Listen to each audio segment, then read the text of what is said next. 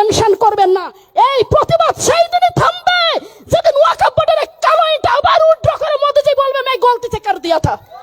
এই বসিরহাট লোকসভার এই পবিত্র মাটিতে দাঁড়িয়ে আমি হাজার হাজার মানুষের সামনে আমি প্রমিস করে গেলাম, একটা মুসলিম মায়ের সন্তানের গায়ে যদি হাত পড়ে ওই হাত গণতান্ত্রিক ভাবে মুড়িয়ে ভেঙে দেব।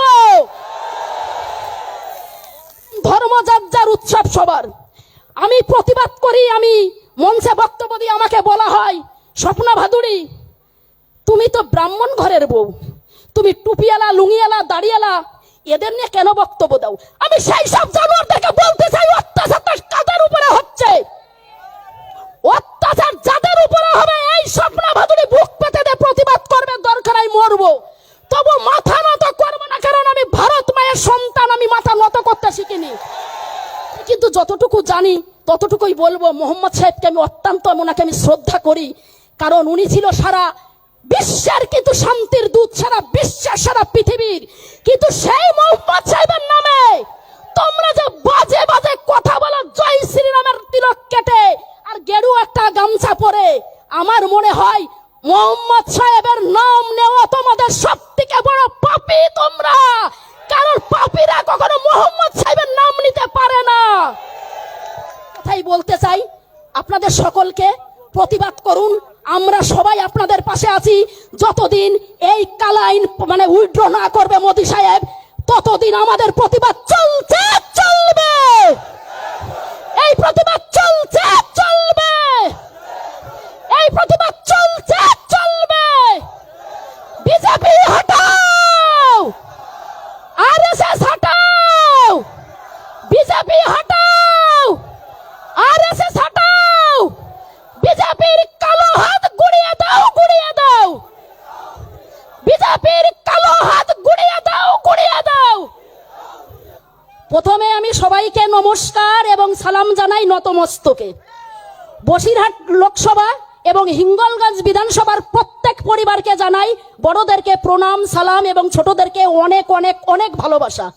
আমার সব প্রিয় ভক্তরা এসছেন, আমি সত্যি খুব খুশি যে আমার মতন একজন সাধারণ মানুষের জন্য আপনারা হাজার হাজার মানুষ আপনারা অপেক্ষা করছেন, এইটা আমার জীবনে অনেক বড় কিন্তু পাওনা। এটা সবাই ভালো আছেন তো? ভালো থাকতে হবে তো?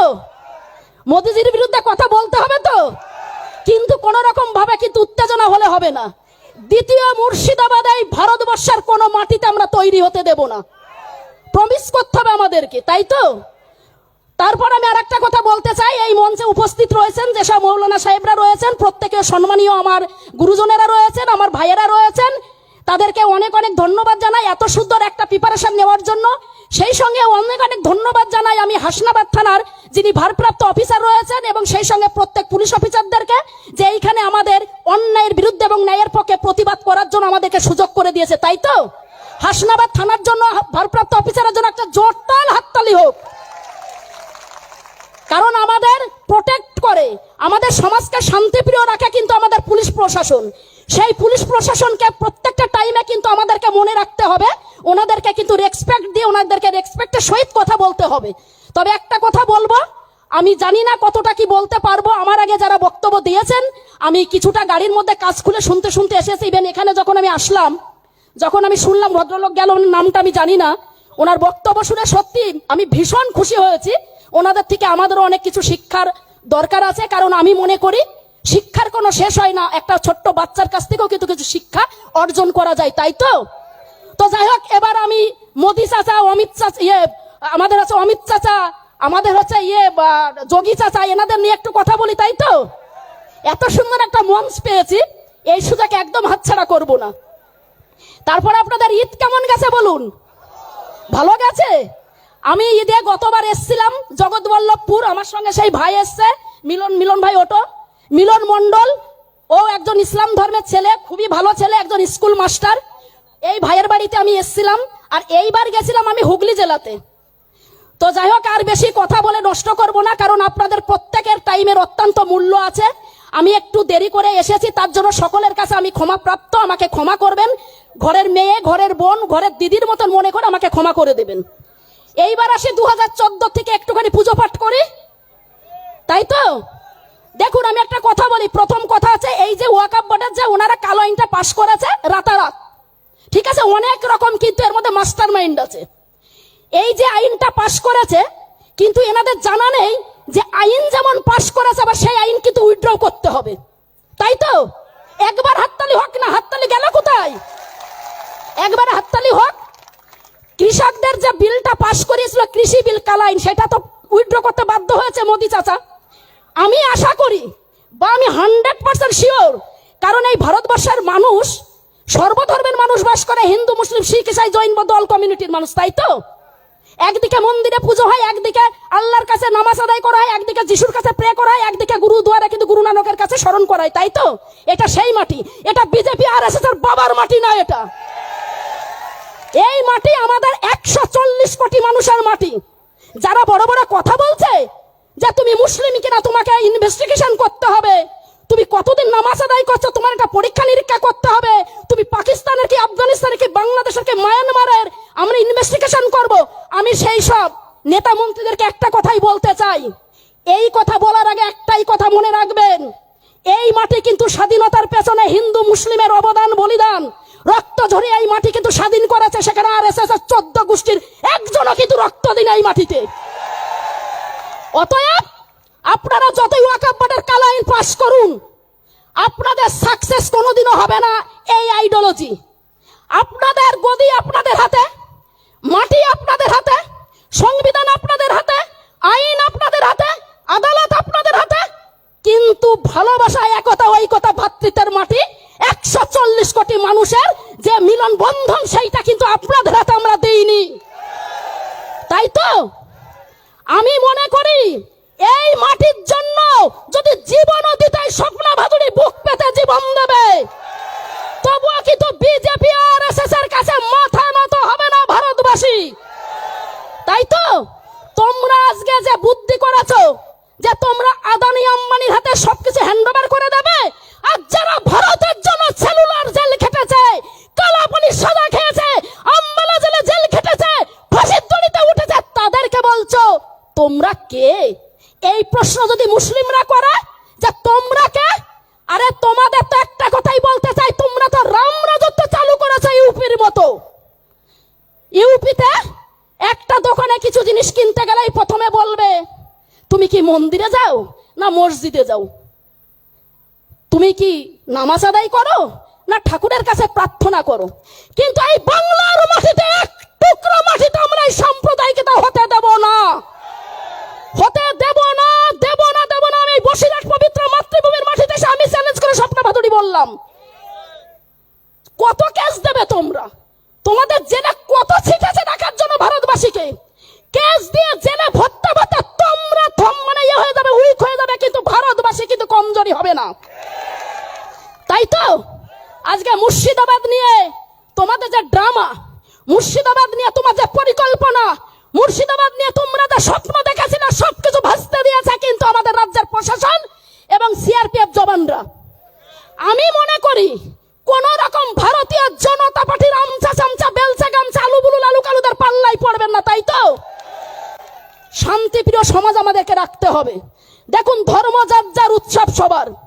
আমি প্রতিবাদ করি, আমি মঞ্চে বক্তব্য দিয়ে আমাকে বলা হয় স্বপ্না ভাদুড়ি তুমি তো ব্রাহ্মণ ঘরের বউ, তুমি টুপিওয়ালা লুঙ্গিওয়ালা দাড়িওয়ালা এদের নিয়ে কেন বক্তব্য দাও? আমি সেই সব জানোয়ারদেরকে বলতে চাই অত্যাচার কাদের উপরে হচ্ছে, অত্যাচার যাদের উপরে হবে এই স্বপ্না ভাদুড়ি বুক পেতে দিয়ে প্রতিবাদ করবে, দরকার হয় মরবো, তবু মাথা নত করবো না, কারণ আমি ভারত মায়ের সন্তান, আমি মাথা নত করতে শিখিনি। তোমরা ইতিহাসের কি জানো? কি জানো তোমরা ইতিহাসের? মৌলানা আবুল কালাম আজাদ যখন লাহোর জেলে ছিল তখন ওর ওয়াইফ কিন্তু অত্যন্ত অসুস্থ ছিল। মহাত্মা গান্ধীজি দেখতে গেছেন, দেখতে গিয়ে বলেছে মৌলানা আবুল কালাম আজাদ তোমার কাছে আমার একটা প্রশ্ন আছে, সেই প্রশ্নের উত্তরটা দিতে হবে। উনি বললেন মৌলানা আবুল কালাম আজাদ হ্যাঁ আপনি বলুন। বলছে আপনার বউ খুব অসুস্থ, আমি আপনাকে অফিসিয়ালি ভাবে যেটা মানে যা কিছু প্রসেসিং করতে এইগুলো করে নিয়ম মেনে আপনাকে আমি বাড়ি নিতে চাই, আপনার বউকে একটু দেখবেন। সেই টুপিওয়ালা লুঙ্গিওয়ালা দাড়িওয়ালা কি বলেছিলেন জানেন?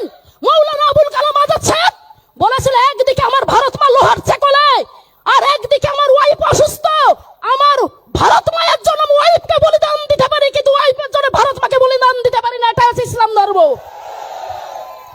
তোমরা বলো আমরা নেতাজি সাহেবের মাটির সন্তান, আমরা নেতাজি প্রেমী, আমরা নেতাজি সুভাষচন্দ্র বসুকে খুব ভালোবাসি, শ্রদ্ধা করি, দেশনায়ক। কিন্তু তোমরা এইটুক জানো না, ওই নেতাজি সাহেবকে 3 বার গুলির থেকে বাঁচিয়েছিলেন সেকাল টুপিয়ালা লুঙ্গিয়ালা দাঁড়িয়ালা মেয়ের সন্তান। তোমরা আমাদেরকে ইতিহাস শেখাও, তোমরা আমাদেরকে ইতিহাস শেখাবে, সেই ইতিহাস আমরা শুনবো। আমি এই বসিরহাট লোকসভার এই পবিত্র মাটিতে দাঁড়িয়ে আমি হাজার হাজার মানুষের সামনে আমি প্রমিস করে গেলাম, একটা মুসলিম মায়ের সন্তানের গায়ে যদি হাত পড়ে ওই হাত গণতান্ত্রিক ভাবে মুড়িয়ে ভেঙে দেব। আমাদের ভালোবাসা, একতা, সম্প্রীতি, ভ্রাতৃত্বের মাটি তোমাদেরকে কে বলেছে অভিশপ্ত করে দেওয়ার? তোমাদের কোনো অধিকার নেই। আমরা সবাই মিলে একতা ওই কথায় চলবো। কারণ আমাদের যখন স্বামীজি 1893 সেপ্টেম্বর আমেরিকা শিকাগো শহরে সনাতন ধর্মের প্রচার করেন, উনি আমাদের সমাজকে বার্তা দিয়েছিলেন, বিশেষ করে আমাদের সনাতন ধর্মী লম্বী মায়ের সন্তানদেরকে বার্তা দিয়েছিলেন নিজের ধর্মের প্রতি আস্থাশীল হতে, অপর ধর্মের প্রতি শ্রদ্ধাশীল হতে। তোমরা আজকে স্বামীজির নামে তোমরা মানে পুরো ধর্মটাকে শেষ করে দিচ্ছ, তোমরা রাস্তায় নামিয়ে দিয়েছো সনাতন ধর্মকে। আমি মনে করি শুধু আজ মুসলিমদের পেছনে লাগেনি, আজকে মুসলিমদের পেছনে লাগছে, আগামীতে হিন্দুদের টিকিট আসছে, আপনাদের হিন্দুদেরকেও আমাদেরকে এইভাবে জ্বালাবে। তাই তো বিজেপি আরএসএস এরা কখনো দেশপ্রেমী হতে পারে না, মানুষপ্রেমী হতে পারে না, সমাজপ্রেমী হতে পারে না, ধর্মপ্রেমী হতে পারে না। শুভেন্দু অধিকারী বড় বড় কথা বলছিল যে দাড়িয়ালা টুপিয়ালাদেরকে গাছে উল্টো করে ঝুলিয়ে সোজা করব। এই শুভেন্দু অধিকারী, তোমার বাবার 14 গোষ্ঠীকে আমরা একদম গণতান্ত্রিক ভাবে আমরা শিক্ষা দিয়ে দেব।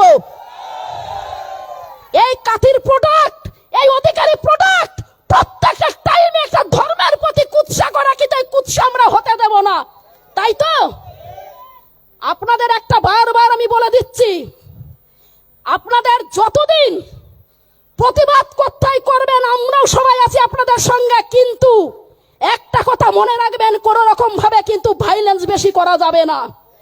সংবিধানকে সামনে রেখে, মাটির প্রতি ভক্তি রেখে, প্রত্যেক ধর্মের প্রতি শ্রদ্ধা, সম্মান, ভালোবাসা রেখে, ভারতবাসীর প্রতি তার মধ্যে ছুটছাট গুলোকে ডান দিক বাদিক করে দিতে হবে। এসব আলুগুলু লালু কালু যারা আছে, যারা 2014 ভ্যাকসিন নিয়েছে, ইনজেকশন ভ্যাকসিন নিয়ে তারা বলছে আমরা বড় হিন্দু। আমি অধিকারী বেটারকে বলেছি, আমি যারা তুমি তো অধিকারের আমি ভাদুড়ি, আমার ভাদুড়ি পদপি সারা পৃথিবী চেনে, তুমি শেখাবে আমাদেরকে ধর্ম? তোমরা ধর্মের নামে আজকে মানুষের মধ্যে বিভাজন করছো, ধর্মের নামে তোমরা আজকে মানুষের মধ্যে বিভাজন করে শুধু বলছো হিন্দু খতরা মে হয়, হিন্দু খতরা মে হয়। আমি আমার হিন্দু পরিবারের প্রত্যেক মা বোন দিদি ভাই দাদাদের গুরুজনদের কাছে আমি একান্তভাবে অনুরোধ করব, হিন্দু শুধু খতরাতে নেই, খতরায় আছে 140 কোটি ভারতবাসী। তাই তো 140 কোটি ভারতবাসী। আজকে মুর্শিদাবাদে যে ভাইলেন্সটা হয়েছে পুরোটাই প্রিপ্ল্যান করেছে শুভেন্দু অধিকারী। এই অধিকারী প্রোডাক্ট, এই কাথের প্রোডাক্ট, এই চোর যে সারদা নারদার থেকে কোটি কোটি টাকা মেরে নিজেকে পিঠ বাঁচানোর জন্য ভারতীয় জনতা পার্টিতে ওয়াশিং মেশিনকে ক্লিন এখন বলছে আমার থেকে বড় হিন্দু নেই। আরে তুই যদি হিন্দু হয়ে থাকবি, তুই তাহলে অন্য ধর্মকে কখনো যেন অপমান করতে পারবি না। কারণ আমাদের সনাতন ধর্ম সেটাই শিখিয়েছে, প্রত্যেকটা ধর্ম একতা ঐকতার কথা শেখায়। কিন্তু কিছু গদ্দার এই মাটিতে আজকে বড় বড় গদি পেয়ে সাধারণ মানুষদেরকে যেভাবে সত্যি অসম্মান করছে, ধর্মকে অসম্মান করছে, এইটাকে আমরা কিন্তু কোনোভাবেই মেনে নেব না। তাই একটা কথাই বলবো, আমার প্রত্যেক ভাই দাদা গুরুজন মা বোনেরা যারা যারা আছেন, আমি দেখতে পাচ্ছি বাঁ সাইডে ছাদে রয়েছে, আপনারা একটু সাবধানে বসবেন, বাচ্চা থাকলে যেন পড়ে না, তাহলে পরে আবার তখন আর একটা ভাইলেন্স সৃষ্টি হবে। আপনারা সাবধানে বসবেন। আমি প্রত্যেকের কাছে, প্রত্যেকের সামনে এই মাটিতে একটা কথাই বলবো, একদম টেনশন করবেন না। এই প্রতিবাদ সেই দিনই থামবে যেদিন ওয়াকফ বোর্ডের কালো ইট আবার উঠ্র করে মোদিজি বলবে मैं गलती से कर दिया था। তাই তো যখন আমাদের রক্ত লাগে তখন কি আমরা বলি যে ডাক্তার বাবু আমি হিন্দুর রক্ত এনে দেবো না মুসলিমের রক্ত এনে দেবো? কেউ বলে? যখন একটা ট্রেনের ড্রাইভার হিন্দু কি মুসলিম আমরা দেখে কি ট্রেনে উঠি যে সে হিন্দু কি মুসলিম? যখন আমরা কোনো দোকানে যাই আমরা কি বলি আপনি হিন্দু কি মুসলিম? আজকে আমাদের মধ্যে যে বিভাজনের একটা বাজে একটা জিনিস সৃষ্টি করা যায়, এইগুলো এগুলোকে ধ্বংস করতে হবে গণতান্ত্রিক পদ্ধতিতে, কোন রকম লড়াই ঝগড়া না। কারণ ইসলাম ধর্ম শান্তির ধর্ম। আমি কিন্তু যতটুকু জানি ততটুকুই বলবো। মোহাম্মদ সাহেবকে আমি অত্যন্ত ওনাকে আমি শ্রদ্ধা করি, কারণ উনি ছিল সারা বিশ্বের কিন্তু শান্তির দূত, সারা বিশ্বের সারা পৃথিবীর। কিন্তু সেই মোহাম্মদ সাহেবের নামে তোমরা যে বাজে বাজে কথা বলো, জয় শ্রীরামের তিলক কেটে আর গেরুয়া একটা গামছা পরে, আমার মনে হয় মোহাম্মদ সাহেবের নাম নেওয়া তোমাদের সব থেকে বড় পাপী তোমরা। কারণ পাপীরা কখনো মোহাম্মদ সাহেবের নাম নিতে পারে না। মুর্শিদাবাদে আপনার 200-এর ওপরে প্রায় 300 অ্যারেস্ট হয়েছে। যারা ভাইলেন্সের মধ্যে ছিল তাদের নামে এফআইআর হয়েছে, 60খানা এফআইআর হয়েছে। তার মধ্যে 280 না কত দেখলাম তাদেরকে অ্যারেস্ট করেছে। আইডিজি সাহেব যেটা বললেন নিউজে দেখলাম। তার মধ্যে মানে 100 জনের মধ্যে 95% তারা কিন্তু এই বাংলার বাইরে থেকে এসেছে। তাদেরকে কে এনেছে? এই ভারতীয় জনতা পার্টির গদ্দারগুলো বাংলা থেকে তাদেরকে কন্ট্যাক্ট করে নিয়েছে, দিয়ে এই বাংলার হিন্দু মুসলমানের এরকম বিভাজনের মানে রাজনীতি চালু করেছে। কিন্তু কোথায় বলে আমাদের গীতাতে লেখা, সত্যের জয় অনিবার্য। সত্যকে কখনো কেউ দাবিয়ে রাখতে পারে না, সত্য একদিন সম্মুখীন হবেই। তোমরা যদি মনে করো যে আমরা হিন্দু হিন্দু করে হিন্দুদের ভোট নেব আর মুসলিমদেরকে আলাদা করে দেব, আমি তোমাদেরকে একটা কথা এখনো কড়া ভাবে বলতে চাই, তোমাদের যতটা অধিকার এই ভারতবর্ষের মাটিতে গণতান্ত্রিক অধিকার, ঠিক ততটাই অধিকার কিন্তু মুসলিম ধর্মের প্রত্যেকটা মানুষের।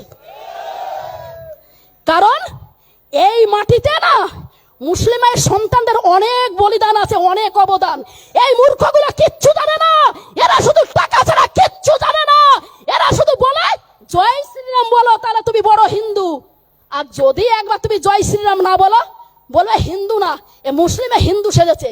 কিন্তু আমি মনে করি সব থেকে বড় ধর্ম হয়েছে আছে মানব ধর্ম। করোনার সময় আমরা দেখেছি বিভিন্ন অলিগলিতে জল হয়ে গেছে, জলের মধ্যেও কিন্তু হিন্দু মুসলিম দুই কমিউনিটির মানুষই কিন্তু মানুষের পাশে গিয়ে দাঁড়িয়েছে। কিন্তু আমি একটা কথা বলবো, সেইটা যদি অন্যভাবে কেউ নেয়, আমার সনাতন ধর্মের মানুষরা, আমি সেখানে দুঃখিত। আমি একটু বলতে চাই, আমরা বিভিন্ন সময় দেখেছি যে কেউ করোনাতে যখন মারা গেছে তখন কিন্তু অনেকেই ইগনোর করেছে, বলেছে না ওখানে যাব না, আমাদের করোনা হতে পারে। কিন্তু যাদেরকে বলছে পাকিস্তানি, বাংলাদেশি, আফগানিস্তানি, তারাই কিন্তু সেই পরিবারের পাশে গিয়ে দাঁড়িয়েছে। তোমাদের লজ্জা লাগে না? তোমাদের ঘেন্না লাগে না? তোমরা থালা বাজিয়ে বলেছে করোনা চলে যাবে, আর এই মুসলিম মায়ের সন্তানরা থালা সাজিয়ে মানুষের সামনে আহার তুলে দিয়েছে। এটাই হচ্ছে ইসলাম ধর্ম, এটাই হচ্ছে মানবিক ধর্ম, এটাই হচ্ছে বড় ধর্ম। আমি মনে করি আসলে কি একটু গলাটার অসুবিধা, তো ওই যখন নুপুর শর্মার এগেনস্টে প্রতিবাদ করতাম, করার পরে আমি প্রায় 1 বছর আমি কথা বলতে পারিনি। মানে ডাক্তারবাবু বলে দিয়েছে একদম খুব মানে কম কথা বলতে। তবুও আমি যতটুকু আজকে আমি পেরেছি আমি বলেছি। আমি লাস্টে একটা কথাই বলতে চাই, আপনাদের সকলকে প্রতিবাদ করুন, আমরা সবাই আপনাদের পাশে আছি। যতদিন এই কালা আইন মানে উইথড্র না করবে মোদি সাহেব, ততদিন আমাদের প্রতিবাদ চলছে চলবে, এই প্রতিবাদ চলছে চলবে, এই প্রতিবাদ চলছে চলবে। বিজেপি হটাও, আরএসএস হটাও, বিজেপি হটাও, আরএসএস হটাও, বিজেপির কালো হাত গুড়িয়ে দাও, গুড়িয়ে দাও, বিজেপির কালো হাত গুড়িয়ে দাও, গুড়িয়ে দাও। ভারতবর্ষের মাটিতে থাকতে হলে কোন সাম্প্রদায়িক জায়গা আমরা দেব না, দেব না, দেব না, দেব না। হিন্দু মুসলিম শিখ ইসাই জৈন বৌদ্ধ অল কমিউনিটির মানুষ এক হও, এক হও। হিন্দু মুসলিম শিখ ইসাই জৈন বৌদ্ধ অল কমিউনিটির মানুষ সব এক হও, এক হও। মোদিজি হটাও, মোদিজি হটাও, আরএসএস হটাও, আরএসএস হটাও। এই ভারতবর্ষের মাটিতে 140 কোটি মানুষের মধ্যে প্রত্যেকটা মানুষের সমান অধিকার। তার মধ্যে যদি কোন ধর্মের মানুষের প্রতি, কোন কমিউনিটির মানুষের প্রতি যদি অত্যাচার হয়, আপনারা সবাই থাকবেন তো? থাকবেন তো? এই ভারতের ভ্রাতৃত্বের মাটিকে, মিলন বন্ধনের মাটিকে, রাম রহিমের মাটিকে আমরা নষ্ট হতে দেব না। তাই তো, তাই তো। যাই হোক, আমার একটু অসুবিধা হচ্ছে গলার, আপনারা এতক্ষণ বসেছিলেন, আমি খুব খুশি হয়েছি। আমার মতন একজন সাধারণ মানুষের বক্তব্য শোনার জন্য আপনারা প্রত্যেকেই আছেন। হয়তো মায়েরা হয়তো সকাল সকাল রান্না করে চলে এসছেন, আমার ভাইয়েরা এবং ওই যে ব্রিজের উপরে রয়েছে। আমি খুব খুশি এবং আনন্দিত। আমি আস্থা আপনাদের উপর রেখে যাচ্ছি বা আশা করি এই বসিরহাট পবিত্র লোকসভার এবং হিঙ্গলগঞ্জ বিধানসভার পবিত্র মাটির প্রত্যেকটা পরিবার আপনারা একতা থাকবেন, ঐক্যতা থাকবেন, আপনাদের মধ্যে কোনো রকম ভাবে বিভাজন করতে দেবেন না। আমরা গণতান্ত্রিক ভাবে এতদিন লড়াই করেছি, এখনো করব, আগামীতেও করব। লাস্টে আর একটা কথা বলতে চাই, 200 বছর রাজত্ব করেছিল ইংরেজরা। তাদেরকে যদি হিন্দু মুসলিম একতা হয়ে তাদেরকে যদি ভারতের থেকে তাড়াতে পারে, আর কোথাকার মামুলি ভারতীয় জনতা পার্টিকে আমরা তুড়ি দিয়ে তাড়িয়ে দেবো। তাই তো, তাই তো। প্রত্যেকে ভালো থাকুন, সুস্থ থাকুন, সুন্দর থাকুন। মঞ্চে যারা আছেন ওনাদেরকে আমি নতমস্তকে নমস্কার সালাম, আমার ভাই বোনেদেরকে আমি ভালোবাসা জানিয়ে, গুরুজনদেরকে আমি সালাম নমস্কার জানিয়ে আমি আমার বক্তব্যটা সমাপ্ত করব। যদি কিছু ভুল বলে থাকি আমাকে ক্ষমা করে দেবেন। আপনাদের এখানে এসে আমি খুব খুশি হয়েছি এবং আনন্দ পেয়েছি। ভালো থাকবেন, সুস্থ থাকবেন, সুন্দর থাকবেন। অন্যায় দেখলেই প্রতিবাদ করবেন, কারণ এইটুকু অধিকার আপনার ভারতবর্ষের সংবিধান আপনাকে দিয়েছে। সংবিধান অনুযায়ী সংবিধানকে সামনে রেখে অন্যায়ের বিরুদ্ধে ন্যায়ের পক্ষে কথা বলবেন। কোন মাইকেল আলের বাচ্চার ক্ষমতা নেই সে প্রতিবাদ রুখবে। জয় হিন্দ।